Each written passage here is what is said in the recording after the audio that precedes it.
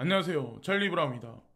오늘 영상은 어저께 밤에 미국의 CPI가 발표가 됐어요. 그래서 CPI가 발표되자마자 시장이 너무나 민감하게 반응을 해서 엄청난 폭락이 있었죠. 그리고 나서 지금 새벽녘이 가까우면서 다시 시장이 서서히 회복을 하고 있는데, 이러한 상황이 지금 왜 발생되고 있는지에 관해서 또 말씀을 드릴 거고, 간밤에 나온 어떤 그 여러 가지 뉴스를 토대로 해서 2023년에는 과연 어떤 일이 생길지에 관해서 한번 같이 예측해보는 시장을 갖겠습니다. 자, 그래서 일단 첫 번째는 구독과 좋아요 부탁드립니다. 왜 지금 이런 롤러코스터 장세가 극심하게 벌어지는지에 관해서 우리가 알아야 돼요. 일단은 예측치를 상회를 냈어요. 사실 발표는 어저께 이제 9시 반에 원래 예측치가 8.1이었는데 8.2로 아주 근소하게 0.1이 상승 발표가 나면서 사실 이게 시장의 폭락을 이끌었죠. 근데 여러분들 그냥 한번 생각을 해보자고요. 상식적으로 만약에 1%도 아니고 0.1%인데 단지 0.1% 상승했다고 그래서 그게 그렇게 민감하게 받아들여야 될 일이었을까요? 네? 근데 중요한 거는 제가 말씀드리고 싶은 거는 5월달부터 6월달, 7월달, 8월달, 9월달, 10월달까지 CPI 발표한 걸 보면 어느 순간부터 지속적으로 감소를 해요. 그러니까 7월달에 9.1이 발표가 됐어요. 전달께. 근데 8.5로 감소했고 8.3으로 감소했고 이번에 실제로 나온 발표치가 8.2로 감소했어요. 이 얘기는 지속적으로 하락을 하고 있는 거예요. 현재 지표가 어떻든 미온적으로라도 인플레이션은 하락하고 있다. 예, 그거를 명분 삼아서 기관 투자가들이 다시 유동성 주입을 새벽녘에 하지 않았을까 저는 생각을 하게 됐고, 이 뉴스를 아마 이미 접하신 분들도 있겠지만 여기에 사실 많은 힌트를 그러니까 연준에서 대중들한테 줬다고 저는 생각을 하거든요.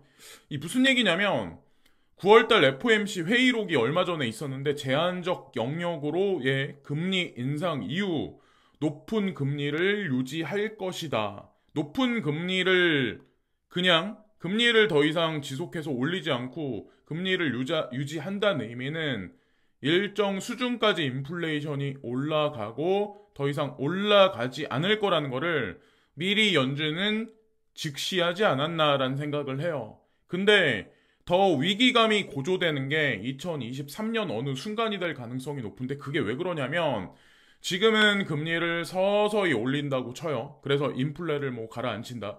가라앉지 않는 인플레이션이긴 하지만 더 큰 문제는 연준에서 금리를 크게 내리지도 못하는 상황이 내년이 될 가능성이 상당히 높지 않을까라는 생각을 합니다. 일단 구조적으로 인플레이션이 발생하는 문제를 해결부터 해야 되는데 그냥 명목화폐의 유동성을 넣고 빼고만으로는 이 인플레이션을 잡을 수는 없다는 거죠. 근데 왜 이 상황에서 우크라이나 분쟁에 관해서 왜 러시아한테 직접적으로 손을 안 대냐라고 물음표를 던지실 수가 있을 거예요. 빨리 종식시켜. 그거는 또한 미국 입장에서 리스크가 상당히 크지 않을까라는 생각을 전 개인적으로 하게 됐습니다. 왜 그럴까요? 여러분들은 어떤 생각하시나요? 그래서 어떤 게 있냐? 예를 들어서 금리를 내려요. 내년 어느 순간부터 스탠스가 바뀌어서 금리 동결이 아니라 금리를 내리기 시작해. 그러면 물가 상승은 지속될 수밖에 없어요. 수익률도 지속적으로 하락할 수밖에 없어요. 금리를 내린다는 얘기는 돈을 푼다는 얘기잖아요. 또다시 돈을 푼다는 얘기잖아요. 가뜩이나 인플레이션을 못 잡는 상황에서 금리를 내린다? 유동성을 공급한다? 이거는 하이퍼 인플레이션을 도래할 수밖에 없어요. 네. 그리고 이 하이퍼 인플레이션은 2023, 2024, 2025년, 6년 쭉 지속적으로 진행될 가능성이 높다고 저는 생각합니다. 그래서 추후에 제가 다음 장면에서 왜 그런지에 관해서 말씀드릴 건데, 그래서 어쨌건 진짜 위기의 시작은 2023년이 될 가능성이 상당히 높다. 가상자산 시장은 그럼 예를 들어서 경기가 안 좋아지면 지금 현재 3차 산업 관련해서 경기가 꺼지기 시작하면 가상자산 시장은 과연 어떻게 될까? 자, 저는 분명히 반사 이익이 될 거고 내년 2023년 2분기에서 3분기 지점 그 중간 과정에서 저는 ETF가 비트코인 ETF가 승인이 되면서 가상자산 시장 쪽으로 자, 많은 유동성이 몰려오지 않을까라고 이제 전 생각을 합니다. 물론 뭐 연말에 단기적인 불장이 온다는 뷰에 관해서는 변함이 없긴 하지만 그리고 이제 이 문제도 여러분들이 이제 잘 보셔야 되는데 오늘 새벽에 또 IMF에서 이거를 발표를 했어요. 이거는 뭐 이틀 전인가 아마 발표를 했을 거예요. 근데 또다시 얘기를 하더라고요. IMF가 2023년에 세계 경제를 바라보는 뷰에 관해서 제가 여기 이런 식으로 V자 표시한 데는 체크한 데는 이제 우리가 생각하는 선진국들이죠. 자, 1%, 미국이 1%, 오히려 독일 같은 경우는 마이너스 0.3%, 이탈리아 마이너스 0.2%, 프랑스 0.7%, 유로존을 움직이는 양대 국가, 두 국가가 있는데 독일하고 프랑스잖아요. 근데 이 국가들이 마이너스 0.3%, 0.7%. 그럼 과연 유로존은 어떻게 될까요? IMF는 왜 근데 이런 결과치를 발표를 했을까요? 네, 한번 물음표를 한번 던져보세요. 그런데 왜 여기서 중국은 4.4% 성장과 인도는 6.1% 성장이라는 얘기를 왜 여기서 던졌을까요? 지금 공중파 미디어를 보면 거의 대부분은 중국이 망할 거라고 오늘, 지난주에도 그렇고, 오늘 새벽에도 나온 뉴스를 보면 그런 얘기들이 되게 많더라고요. 근데 왜 IMF는 이런 얘기를 할까요? 만약에 상황이 바뀌면 IMF는 다음 달 되면 말을 또 바꿀까요? 하여튼 그러네요. 예.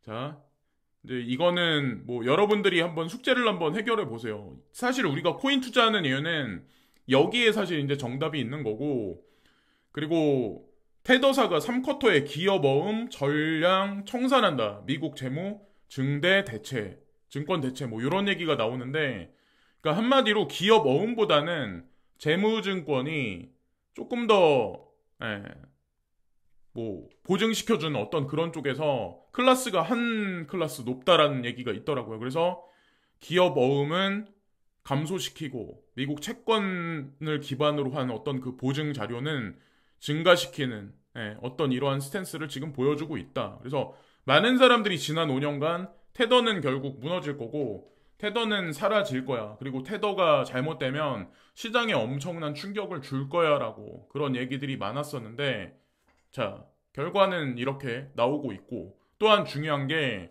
코리니들이 이제 항상 끌고 와서 불안감을 조성하는 마운트 곡스 얘기. 이 두 개 이슈는 끝나지도 않아. 그냥 계속 매 해마다 계속 반복되는 거죠. 사람들은 또 오늘 이렇게 얘기했다가 내일 또 다르게 얘기하고 그게 자 그리고 미도 곡물 작황 부진 당분간 세계 식량난 지속 우려. 제가 2023년도부터 지속적인 위기가 오지 않을까라고 이제 제가 말씀드리는 이유가 이건 뭐 경제적인 문제가 중요한 게 아니라 엔겔 지수 자체가 아마 엄청 올라갈 거예요. 자, 이런 얘기가 지금 서서히 나오기 시작을 했어요. 전 이쪽에 이제 관심이 많기 때문에 그리고 만약에 식량에 문제가 생기면 그 다음은 물이 될 가능성이 높습니다. 자, 이게 제가 말씀드리면 공상과학 영화에 나오는 어떤 그런 얘기 같다고 이제 보실 분 있겠지만 조금만 이제 조사를 해보고 그러니까 관찰을 해보시면 아마 다 인지를 하실 것 같아요. 그러니까 사람 살기 엄청 힘든 시절로 점점 들어간다라고 이제 보시면 돼요. 그 데이터를 이제 저는 보여드리는 거고 올해 미국의 곡물 작황이 좋지 않을 것으로 전망돼 세계 식량난이 계속될 것이란 우려가 나온다. 이게 그냥 미디어를 통해서 겁을 주는 게 아니라 실제로 미국 같은 경우도 이안이라는 그 허리케인이 플로리다를 쓸면서 거기에 있는 비료 공장들의 70%가 지금 아직 회복되지 못하고 있는 현재 상황이에요. 그러면 제때 비료 공급이 이루어지지 않으면 과연 수확량은 어떻게 될까요? 그거는 그게 허리케인이 뭐 그냥 우리가 생각했듯이 그냥 상식적으로 생각해서 일주일 만에 복구하고 이런 정도 피해 규모가 아니었다라고 하더라고요. 자, 그리고 또 어떤 게 있냐?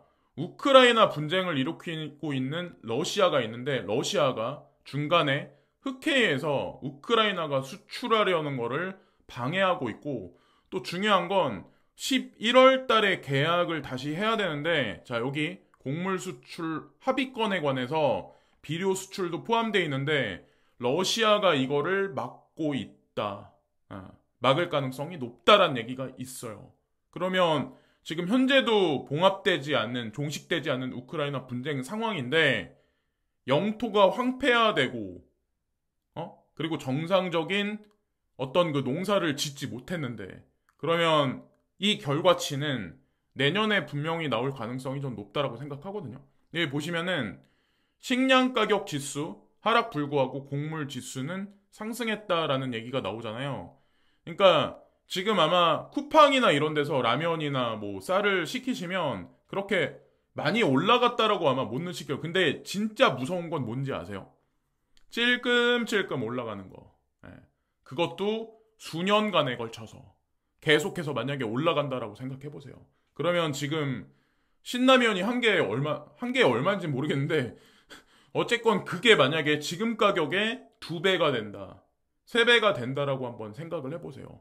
그러면 거기에 맞춰서 내가 받는 임금은 똑같이 동등하게 줄까요?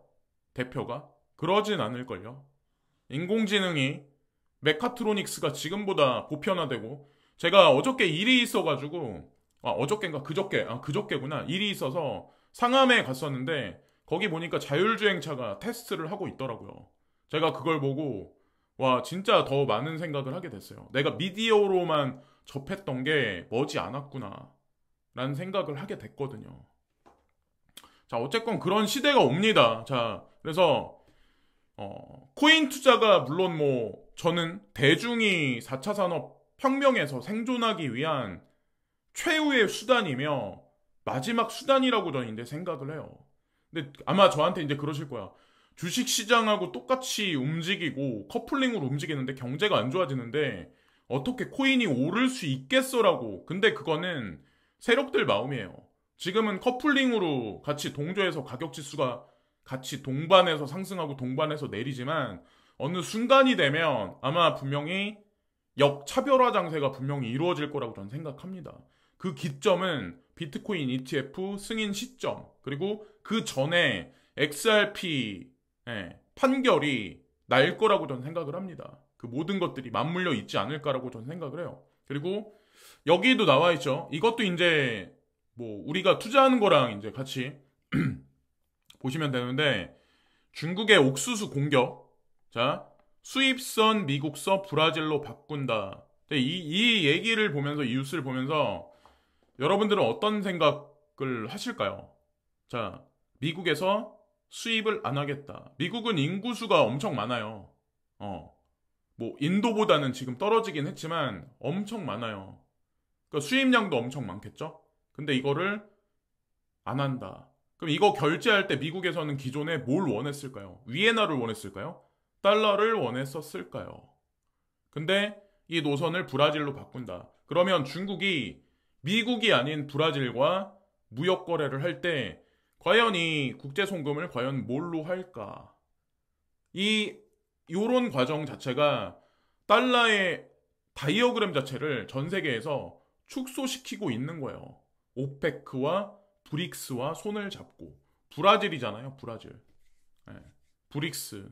그래서 세계 최대 옥수수 구매국인 중국이 미국산 의존도를 줄이는 한편 전쟁으로 차질이 불가피한 우크라이나의 공급량을 대체할 목적으로 브라질산 수입을 서두르고 있다라는 얘기가 마지막에 힌트를 주는데 이 얘기는 우크라이나에서 수확량이 정상적으로 나오지 못할 거라는 거를 이 기사 마지막 문장을 보면 예측할 수가 있어요. 그래서 제가 뭐 식량 뭐 이런 얘기를 하면 당장 뭐 우리 뭐 당장 뭐 먹고 살 수 있는데 이렇게 뭐 위기감 조성한다 이렇게 보실 분 있겠지만 저는 항상 좀 미리미리 한 5, 6년 전 거를 미리 생각을 항상 하거든요. 제가 이제 코인에 관해서도 유튜브에 관해서도 5, 6년 전부터 이제 언급을 드렸었잖아요. 제가 이런 거를 언급하는 거는 5, 6년 후를 보고 전 미리 얘기를 하는 거예요. 만약에 지속적으로 인플레이션이 계속 올라가서 멈추지 않는다. 그러면 기상이변도 더 극심해질 거고, 자, 그러면 여기서 비료 수급도 원활하지 않은 상황이면 이거는 그냥 당위성이 부여가 돼요. 이거는 제 내피셜이 아니라 한번 그냥 생각을 해보세요. 그러면 이런 상황에서 내가 하고 있는 자영업이나 이런 거는 앞으로 원활하게 돌아갈까요? 진짜 순수익률은 계속해서 감소할 수밖에 없어요. 그러면 인플레이션에서 순수익은 계속 감소하면 이 얘기가 뜻하는 바는 뭐냐? 실질 임금은 엄청 감소할 거란 얘기예요. 여기서 뭐 모든 자산이 떨어진다고 해서 우리가 현명하게 코인 투자라든 뭐든 안 하면 진짜 말 그대로 굶어 죽을 수도 있어요. 지금 당장은 아니지만. 하여튼 그렇습니다. 자, 그리고 사우디 석유감산에 미군 철수 보복 경고 뭐 이런 얘기가 나오는데 댓글을 보니까 되게 재밌더라고요. 근데 이미 이 준비는 3년 전부터 이미 하고 있었어요. 사우디도 그렇고. 근데 이거를 뭐 지금 이런 미디어에 나와서 이런 얘기가 있는데 이미 블록화돼가지고 벌써 에너지하고 식량 자원에 관해서 그리고 패러다임에 관해서 다극체제로 완전 분리돼 있기 때문에 분리되는 과정이기 때문에 지금 현재 상황에서 잘 대응을 하지 못하면 진짜 힘든 시절이 오고 있다는 거죠. 어쨌건 코인 투자하고 계시는 분들은 지금 현재 업비트 창을 계속 보시면 아이고 내 계좌 막 70% 떨어졌네 80%뭐 90%막 이렇게 그게 만약에 그 코인이 제도권 수용하고 관련이 있는 검증된 코인이라면 걱정하실 필요가 그렇게 크게 없어요. 얼마까지 올라갈지 그거는 아무도 몰라요. 저희 이제 코인 시장을 오랫동안 경험한 사람이기 때문에 이제 말씀을 드리는 겁니다. 이제 얼마 안 되신 분들은 도대체 이 사람은 뭘 얘기할까라고 이제 보시겠지만 어쨌건 지금 현재 돌아가는 세계 정세가 이렇습니다. 자, 여기까지 말씀드리면서 이번 방송도 마치겠습니다. 오늘도 좋은 하루 되시고 끝까지 화이팅 하시고 포기하지 마시고 안 좋은 생각 하지 마시고 된다 생각해야 인생 자체도 잘 풀려요. 자, 된다. 오늘도 되고 내일도 된다. 끝까지 화이팅!